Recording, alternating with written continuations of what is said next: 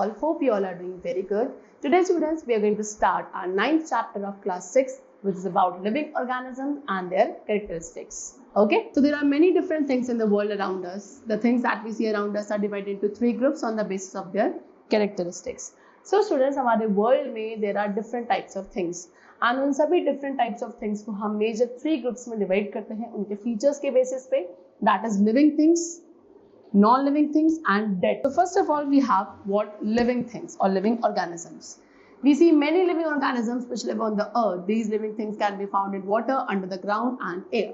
So students, हम अपने earth पे different types of living things को observe करते हैं. ये living things आपकी water में भी हो सकती हैं, ground में भी हो सकती हैं and they can be in the air also. Okay, सभी living things जो है एक दूसरे से different है due to their sizes, food habits, habitats and their behavior. So first of all, we have what variety of size. The living things are of different sizes. अब living things different sizes shape की होती हैं, जैसे कि elephant, camel, dog, housefly, mosquitoes. इन सभी different types of living things के जो sizes हैं, body sizes, they are different from each other.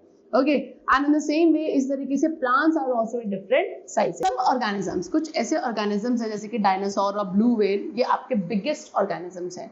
Some organisms कुछ ऐसे हैं like amoeba, bacteria, they cannot be seen by naked eyes. ये इतने छोटे हैं कि आप इन्हें naked eyes के थ्रू नहीं देख सकते हो. Okay, now next we have habitat and adaptation. So in the sea, अब sea में जो plants and animals होते हैं, they are surrounded by salty और saline water. ठीक है, वो किससे सराउंडेड है? सॉल्टी यानी कि सलाइन वाटर से सराउंडेड है and most of them use the air dissolvent water. ज्यादातर उनमें से सभी प्लांट्स एंड एनिमल्स उस एयर को यूज करते हैं जो कि वाटर में डिसॉल्व है.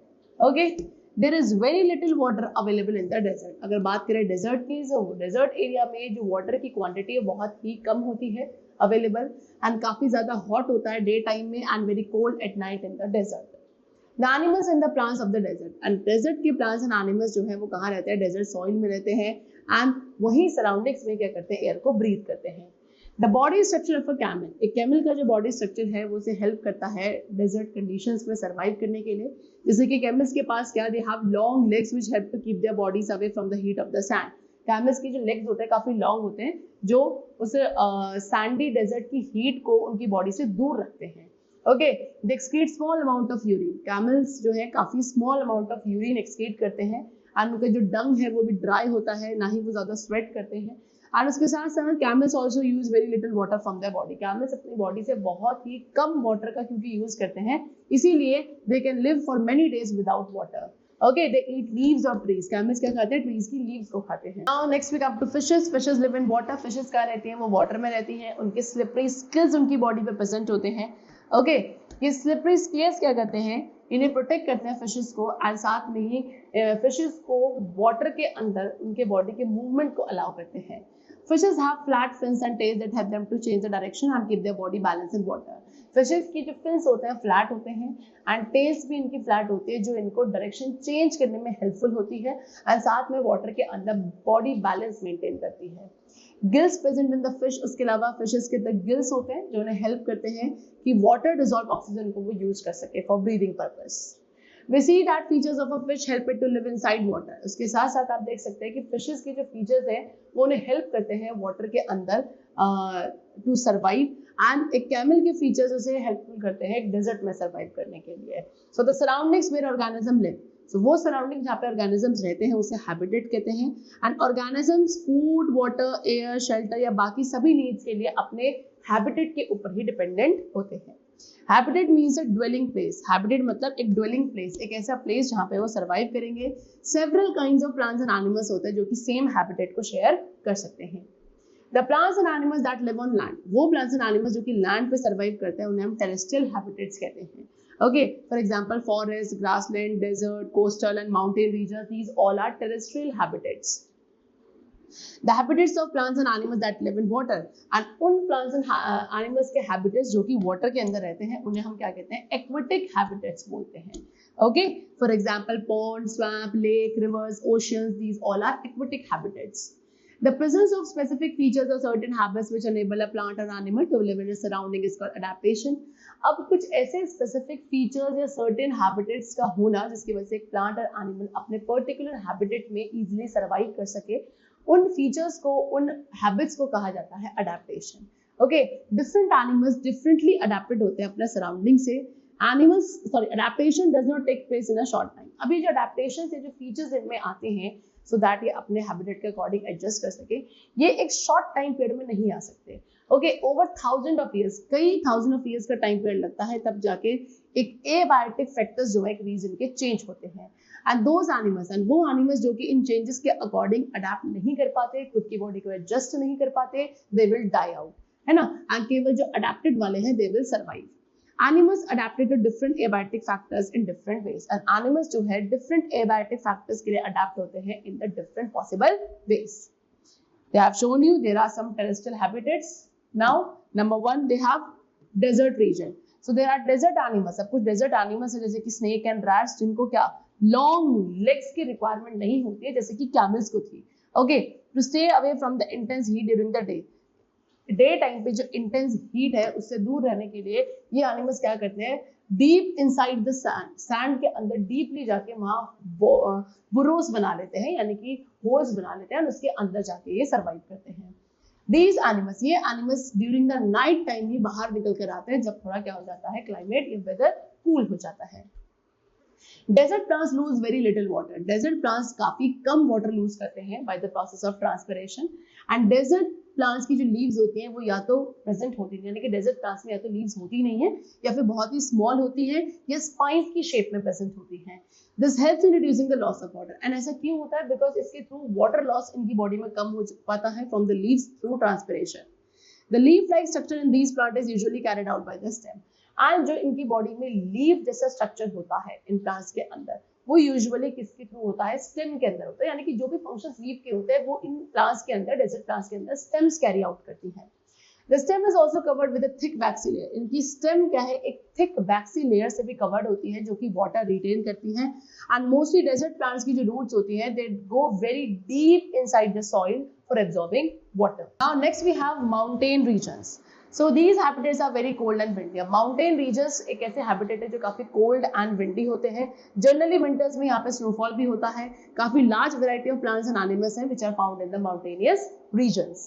Trees are normally cone shaped. अब mountainous regions की जो trees है normally cone shaped होते हैं and इनकी जो branches है काफी कैसी shape होती है, sloping shape की होती है।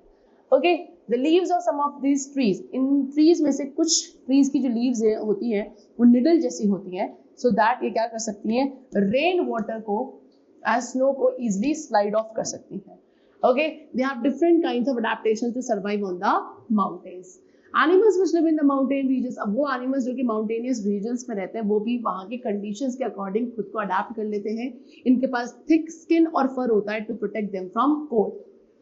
For example snow leopard, snow leopard के पास थिक फर होता है उनकी बॉडी पे सो दैट उनकी जो बॉडी हीट है वो बाहर एस्केप आउट ना कर सके, है ना। उनके फीट, टोज, सभी बॉडी पार्ट्स पे एक थिक फर की कोटिंग होती है। This protected feet from the cold when it walks on the snow. And ये जो इनकी थिक फर इनकी फीट पे भी प्रेजेंट होता है, ये फर इनकी बॉडी को प्रोटेक्ट करता है कोल्ड से जब भी कहाँ पे, स्नो पे वॉक करते हैं। याक्स के पास भी लॉन्ग हेयर होता है जो उनकी बॉडी को वार्म रखते हैं। द माउंटेन गोट के स्ट्रॉन्ग हूव्स होते हैं सो दैट ये रॉकी स्लोप्स पर या माउंटेन्स की जो रॉकी स्लोप्स होते हैं उस पे इजीली रन कर सके, वॉक कर सके। Okay, you can see in this picture also, this is hill leopard, okay, this is snow leopard, this is yak and this is mountainous goat. Next we have grasslands. A lion lives in a forest and it is a strong animal that can kill or hunt the animals like deer. Lion क्या है, lion एक forest में रहता है and एक काफी strong animal है जो कि क्या कर सकता है, डियर जैसे एनिमल्स को किल यानी कि हंट करता है। Lions have long clause, Lions के लेग्स में काफी लॉन्ग क्लॉज होते हैं जो कि क्या इनसाइड द टोज विड्रॉन होते हैं। Colour of the lion, lion का body colour light brown colour होता है सो दैट ये ड्राई ग्रासलैंड्स में अपनी बॉडी को क्या कर सके, हाइड कर सके when it hunts for its prey. What is prey? The animals which it eats. The eyes in front of the face, इनकी फेस में जो आईज प्रेजेंट होती है वो अलाउ करती है एक correct idea about the location of its. Next we have what, deer. Deer is another animal that lives in forest. Deer भी एक एनिमल है जो कि फॉरेस्ट एंड ग्रासलैंड में रहता है। इट हैज स्ट्रॉन्ग टीथ, इनके पास स्ट्रॉन्ग टीथ होते हैं हार्ड प्लांट स्टेम्स को च्यू करने के लिए which are there in their forest. It has long ears, deer के जो ईयर्स होते हैं काफी लॉन्ग होते हैं सो दैट ये अपने प्रेडेटर्स की मूवमेंट को सुन सके एंड खुद को सेव कर सके in order to run away from them. The eyes on the side of its head, इनकी जो आईज होती है इनके हेड के दोनों साइड्स की तरफ होती हैं, सो दैट ये सभी डायरेक्शंस में क्या कर सके, इजीली देख सकें for the danger, okay, for the approaching danger. The speed of the deer helps it to run away from the predators, and deer की जो रनिंग स्पीड होती है वो बहुत ज्यादा होती है, सो दैट ये खुद को प्रोटेक्ट कर सके from the predators. Now we come to some aquatic habitats. Aquatic habitats कौन से हैबिटेट्स थे, जो कि आपके वाटर हैबिटेट्स होते हैं, okay. So there are some sea animals, कुछ सी एनिमल्स है जैसे कि octopus, squids, which do not have streamlined shape, इनकी बॉडी की जो शेप है वो स्ट्रीमलाइन शेप नहीं होती है, like as a fish. They stay deeper in the ocean near the sea bed, ये कहाँ, सी बेड के पास अंदर डीप ओशंस में स्टे करते हैं एंड वहीं से अपने प्रे को कैच करते हैं, which move towards their. However when they move in water, जब ये वाटर में मूव करते हैं, ये अपनी बॉडी शेप को स्ट्रीमलाइन बना लेते हैं। These animals have gills to help them to use oxygen dissolved in water. In animals के पास गिल्स होते हैं जो कि इन्हें हेल्प करते हैं कि ये वाटर में ऑक्सीजन जो डिसॉल्व है उसको इजीली ब्रीथ कर सके। There are some sea animals, अब कुछ और भी सी एनिमल्स जैसे कि whales and dolphins which do not have gills, इनके पास गिल्स नहीं होती है। They breathe in air through nostrils और blow holes that are located on the upper part of their head. So ये क्या करती हैं, ये एयर को ब्रीथ करते हैं अपने नोस्ट्रिल्स या ब्लो होल्स के थ्रू, जो कि इनके हेड के अपर पार्ट पे लोकेटेड होते हैं। Okay, they can stay inside the water for a long time without breathing, ये वाटर के अंदर एक लंबे टाइम पीरियड तक स्टे कर सकती हैं विदाउट ब्रीदिंग ऑल्सो। एंड इसके बाद ये टाइम टू टाइम कहाँ आती है, वाटर सरफेस पे ऊपर आती है, सो दैट ये एयर में जो ऑक्सीजन डिसॉल्व है उनको ब्रीथ कर सके। Okay, then some plants grow in the ponds, अब कुछ प्लांट्स भी हैं जो कि पॉन्ड्स, रिवर, लेक्स यानी कि एक्वेटिक हैबिटेट्स में ग्रो करते हैं। Okay, some of these plants have their roots fixed in the soil, कुछ प्लांट्स में से उनकी कुछ प्लांट्स की रूट्स होती हैं जो कि सॉइल में फिक्स्ड होती हैं below the water. Okay, in terrestrial plants में जो रूट्स हैं वो नॉर्मली एक बहुत इंपॉर्टेंट रोल प्ले करती हैं in the absorption of nutrients and water from the soil. However in aquatic plants, लेकिन कुछ एक्वेटिक प्लांट्स हैं जिनमें रूट्स काफी रिड्यूस हो जाती हैं साइज में, एंड उनका जो मेन फंक्शन है वो है प्लांट को अपने पर्टिकुलर प्लेस पे होल्ड करके रखना। The stem of these plants are long. In plants की जो स्टेम्स है लॉन्ग, हॉलो एंड लाइट होती है। इनकी स्टेम्स जो है ग्रो करती है up to the surface of water, while the leaves and flowers float on the surface of the water. यानी कि इनकी स्टेम्स तो वाटर सरफेस तक ग्रो करती हैं, जबकि फ्लावर्स एंड लीव्स वाटर के ऊपर वाले सरफेस पे फ्लोट करते हैं। सम एक्वेटिक प्लांट्स, कुछ एक्वेटिक प्लांट्स हैं जो कि टोटली यानी कि पूरी तरीके से वाटर में सबमर्ज्ड होते हैं, एंड इन प्लांट्स के सारे पार्ट्स जो है अंडर द वाटर ही ग्रो करते हैं। Some of these plants have narrow and thin ribbon like leaves, कुछ प्लांट्स जो है इनमें से उनकी नैरो एंड थिन यानी कि पतली पतली रिबन जैसी लीव्स होती हैं, एंड ये क्या करती हैं, इजिली फ्लोइंग वाटर में बेंड हो जाती हैं। Frogs usually have pond as a habitat, अब बात करें फ्रॉग्स की, तो फ्रॉग्स का जो है हैबिटेट यूजुअली कहाँ होता है, पॉन्ड्स के अंदर होता है। Frogs can stay both, frogs जो है inside the pond water as well as land पर, दोनों ही जगह सर्वाइव कर सकते हैं। इनके जो बैक लेग्स हैं, पीछे वाले जो लेग्स होते हैं काफी स्ट्रांग होते हैं, जो इन्हें हेल्प करते हैं अपने प्रे को कैच करने में, अपने प्रे को लीप करने में। दे हैव वेब्ड फीट, इनके फीट वेब्ड शेप होते हैं जो इन्हें वाटर में स्विम करने में हेल्पफुल होते हैं। Next is characteristics of living things, अब बात करते हैं हम लिविंग थिंग्स के कैरेक्टरिस्टिक्स को। ठीक है, सो कुछ जनरल फीचर्स हैं लिविंग थिंग्स के जो आप डिस्कस करेंगे, एंड इनके बिहाफ पर हम एक लिविंग को नॉन लिविंग थिंग से डिफरेंशिएट कर पाएंगे। So living things have definite shape and size. Living things का सबसे पहला फीचर क्या है कि उनका एक बॉडी जो शेप एंड साइज है वो फिक्स होता है, डेफिनेट होता है। Living things have a definite size. Living things के definite size है। Lion, dog, cat, cow, deer, camel, rat, human, rose plant, neem trees, they all have a definite shape, size and identity. They may differ in size. अब इनके जो size shape है वो आपका differ कर सकता है, मतलब जो एक ही ग्रुप के अंदर जो सेम टाइप ऑफ एनिमल्स या प्लांट्स होंगे उनमें तो वो सेम होगा, लेकिन एक से दूसरे स्पीशीज के अंदर इनका body shape and size different हो जाता है। जैसे कि lions have different size, weight but shape is similar. Lions का जो है साइज एंड शेप सेम होता है, लेकिन उनकी जो different size and weight different होता है, लेकिन जो शेप होती है वो सभी लायंस की सिमिलर होती है। Okay, different hybrids of animals differ from each other. अब एनिमल्स की डिफरेंट स्पीशीज, डिफरेंट हाइब्रिड्स एक दूसरे से डिफर करती है। You can see in this picture lion, dog, horse, elephant, cow. ठीक है, ये सभी different types of living beings है, डिफरेंट टाइप्स ऑफ एनिमल्स हैं जो कि क्या है, एक दूसरे से डिफरेंट दिखते हैं, लेकिन अपने ग्रुप में जितने भी एनिमल्स होंगे उनके साथ इनकी जो बॉडी कैरेक्टर्स होंगे वो सेम होंगे, यानी कि बॉडी शेप सिमिलर होगी, साइज एंड वेट आपका डिफरेंट हो सकता है। ऑन द अदर हैंड, अब वही बात करें नॉन लिविंग थिंग्स की, तो non living things do not have definite shape and size. Okay, as rocks are of different size, जैसे कि रॉक्स आपके डिफरेंट साइज के होते हैं, स्मॉल एंड बिग दोनों तरीके के होते हैं, but we call it rock, लेकिन सभी को कहा तो रॉक ही जाता है। Okay, the shape of non living things can be change. अब नॉन लिविंग थिंग्स की शेप को चेंज किया जा सकता है, लेकिन लिविंग थिंग्स की जो नेचुरल शेप होती है वही रहती है, उसको चेंज आप नहीं कर सकते हो। The next we have living things need food. Living things को क्या चाहिए? फूड चाहिए। So all living things need food. सभी living things को फूड की रिक्वायरमेंट होती है, जैसे कि living beings में human beings are also included. So human beings को भी फूड चाहिए for growth and stay alive. Plants can make their own food. Plants अपना फूड खुद प्रिपेयर कर सकते हैं कार्बन डाइऑक्साइड एंड वाटर के through in the presence of sunlight. And ये जो फूड मेकिंग प्रोसेस होता है प्लांट का, that is known as photosynthesis. And इसीलिए ग्रीन प्लांट्स को ऑटोट्रॉफ्स कहा जाता है, प्रोड्यूसर्स कहा जाता है, because they can prepare their own food. All animals and human beings, अब जितने भी एनिमल्स एंड ह्यूमन बींग्स हैं वो सभी प्लांट्स के ऊपर डायरेक्टली और इनडायरेक्टली डिपेंडेंट होते हैं फॉर देयर फूड, एंड इसीलिए इन्हें क्या कहा जाता है? We call them consumers. Okay, next we have what? Living things grow. Living things क्या कर सकते हैं? लिविंग थिंग्स ग्रो करते हैं। ओके, a new born baby grows into an adult. एक न्यू बॉर्न बेबी जो कि एक लिविंग बीइंग है वो भी ग्रो करता है, एक एडल्ट में डेवलप होता है। If a seed is sown in the soil, आप एक सीड को जब सॉइल में सो करते हो वो जर्मिनेट होती है and eventually it becomes a टिनी plant. In due course of time it becomes a tree, and फिर टाइम के साथ वही आपकी जो छोटा सा प्लांट है वो डेवलप होगा, ग्रो करेगा and it will become a tree. Okay, so you can see this is the growth of a child. एक चाइल्ड है जो ग्रो करके एक एडल्ट में बन गया, फिर उसके बाद यहाँ पे एक सीड थी जो ग्रो करके एक ट्री बन गई। So this is how the living things grow. Next we have living things respire. Living things क्या करती है? रेस्पायर भी करती हैं। All living things need air to breathe. सभी लिविंग थिंग्स को एयर की रिक्वायरमेंट होती है ब्रीथ करने के लिए।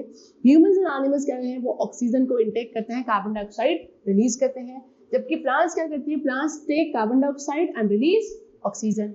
Breathing is a part of a process. Breathing क्या है? एक बड़े प्रोसेस का एक वाइडर प्रोसेस है व्हिच इज कॉल्ड रेस्पिरेशन, उसका एक छोटा सा पार्ट होता है breathing.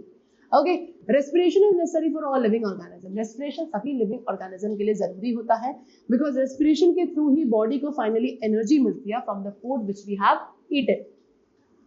Some animals may have different mechanism for the exchange of gases. कुछ एनिमल्स के अंदर गैसेस को एक्सचेंज करने के लिए डिफरेंट मैकेनिज्म होते हैं जो कि उनके रेस्पिरेशन प्रोसेस का ही पार्ट होता है। जैसे कि एग्जांपल है fishes.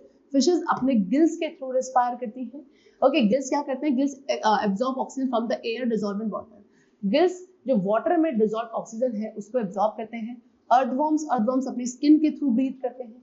Okay, now next is living things excrete. Living things क्या करते हैं? एक्सक्रीट कर सकते हैं। During digestion and respiration some waste products are produce inside the body. So digestion and respiration के दौरान कुछ वेस्ट प्रोडक्ट्स भी हैं जो कि बॉडी के अंदर प्रोड्यूस होते हैं, एंड ये वेस्ट प्रोडक्ट्स जो हैं अननेसेसरी एंड हार्मफुल होते हैं for the body. Okay, so it is necessary that these waste products are thrown out of the body. And जो process है living being का of throwing out waste products from the body, this process is known as excretion process. Animals have their excretory organs. अब animals के पास अपना excretory organ होता है, and जो waste material होता है वो आपका carbon dioxide, stool, urine and sweat के फॉर्म में होता है, जिसको सभी living beings excrete out करते हैं। Okay, plants also excrete. Plants भी एक्सक्रीट करते हैं। वो क्या एक्सक्रीट करते हैं? Gum, latex, resin, water vapour etcetera, and कुछ वेस्ट प्रोडक्ट्स होते हैं जो कि प्लांट्स में स्टोर्ड भी हो जाते हैं। Living things respond to stimulus. अब नेक्स्ट फीचर क्या है कि लिविंग थिंग्स स्टिमुलस के टुवर्ड्स रिस्पॉन्ड करते हैं। Scientist state that something which produce a reaction any living organism is called a stimulus. Scientist का कहना क्या है कि कोई भी ऐसी चीज जिसकी वजह से एक लिविंग ऑर्गेनिज्म कोई एक रिएक्शन प्रोड्यूस करे, यानी कि उसके टुवर्ड्स अपना रिस्पॉन्स दे, तो उस चीज को क्या कहा जाता है? स्टिमुलस कहा जाता है। And the change of environment or surrounding of a living organism is called response, and that produces reactivity in the body. And जब एक living organism का जो environment है या surrounding है वो क्या होता है? चेंज होता है, उसको आप response कहते हैं, and उसकी वजह से बॉडी में reactivity produce होती है। After the stimulus, stimulus के बाद जो action living things represent करते हैं उसको कहा जाता है sensitivity. Okay, when our fingers touch any hot object, जैसे कि जब आपकी फिंगर्स किसी भी हॉट ऑब्जेक्ट को टच करती हैं तो आप सडनली आपकी फिंगर्स को आप कौन से क्या करते हो? विड्रॉ कर लेते हो, बिकॉज आपके सेंस ऑर्गन्स जो है उसे क्या कर लेते हैं? स्टिमुलस को फील करते हैं and then you respond towards it. Okay, next a rat runs on seeing the cat. Rat भी जो है जैसे कैट को देखता है वो भागना शुरू कर देता है। सनफ्लावर जो है sunflower flits towards the sunlight. Sunflower भी क्या करता है? टुवर्ड्स द सनलाइट अपने फेस को टर्न कर लेता है। When we touch the leaves of the mimosa plant कौन सा प्लांट है? Touch me not plant. जब आप उसकी लीव्स को टच करते हो तो वो सडनली क्लोज हो जाती है. तो इस तरीके से सभी लिविंग ऑर्गेनिजम्स अपने एनवायरनमेंट में आने वाले चेंजेस के टुवर्ड्स, स्टिमुलस के टुवर्ड्स क्या देते हैं? रिस्पॉन्स देते हैं, रिएक्शन देते हैं, बिकॉज दे कैन फील और sense their environment. Okay, now next we have living things reproduce. Living things क्या कर सकते हैं students? They can reproduce also. Okay, all living things reproduce their own kind. सभी living things अपने जैसे new species को produce कर सकते हैं. And the mode of reproduction होता है वो आपका different होता है in different animals. जैसे कि some animals produce their young ones. कुछ animals अपने young ones produce करते हैं अपने eggs के through. कुछ animals अपने young ones को birth देते हैं. And इस process को जो क्या कहा जाता है? Reproduction process कहा जाता है, जिसके through कोई भी एक living organism अपने जैसे न्यू यंग वंस को प्रोड्यूस करता है. Okay, plants also reproduce. Plants भी एनिमल्स की तरह रिप्रोड्यूस करते हैं. एंड प्लांट्स जो है डिफरेंट मोड ऑफ रिप्रोडक्शन का यूज करते हैं to reproduce. Many plants reproduce through seeds. काफी सारे ऐसे प्लांट्स हैं जो कि सीड्स के थ्रू रिप्रोड्यूस करते हैं. Plants produce seeds which germinates and grow into new plants. Plants क्या करते हैं? प्लांट्स सीड्स को प्रोड्यूस करते हैं एंड वही सीड जर्मिनेट होती है एंड देन फाइनली उनके थ्रू न्यू प्लांट्स ग्रो करते हैं. Some plants also reproduce through part other than seed. कुछ ऐसे plants हैं जो कि seeds के अलावा भी अपने दूसरे body parts के through reproduce करते हैं. For example, sugarcane. Sugarcane को आप उनकी stem के through reproduce करते हो. Potato को उसकी bud के through reproduce किया जाता है and then they grow into a new plant. Plants also reproduce through cuttings. Plants अपनी body cuttings के through भी reproduce किए जा सकते हैं. Okay. Now, next is living things move. Next feature क्या है कि living things move कर सकते हैं. All living things have motion. Okay, human beings, animals, they all move from one place to another. Birds के पास भी क्या होता है? They have wings to fly from one place to another, right?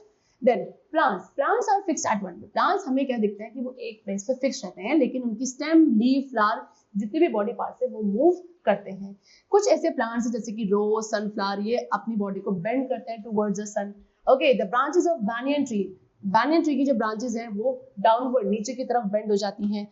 फिर pumpkin, God and grapes, ये सभी क्या wall के टुवर्ड्स क्लाइंब करते हैं. तो इस सभी डिफरेंट टाइप्स ऑफ मूवमेंट को आप प्लांट्स में ऑब्जर्व कर सकते हो and then you can say that yes the plants as a living beings they can also move their different body parts on their own. Next is living things have a life span. अब living things का एक particular एक definite life span होता है. सी सभी living things क्या होते हैं? They are born, they grow into adult and they finally die. Okay, so all living things, सभी लिविंग थिंग्स का एक पर्टिकुलर पीरियड के लिए लाइफ स्पैन होता है. The average age of human being, एक ह्यूमन बीइंग की जो एवरेज एज होती है दैट इज अबाउट 80 इयर्स. एक एलिफेंट की का 90 इयर्स होते हैं. टॉर्टोइज जो है अराउंड 150 इयर्स तक के लिए सर्वाइव करता है.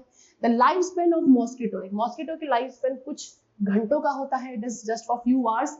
एंड माइक्रोस्कोपिक बैक्टीरिया का फ्यू मिनट्स के लिए ही एक लाइफ स्पैन होता है. Okay, so the chapter is completed over here. I hope you all must have understood about the chapter very, very carefully.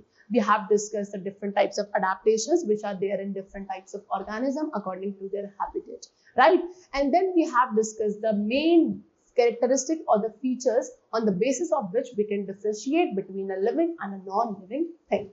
That's all for today. Let's meet very soon in the next class, and then take care and thanks to everyone.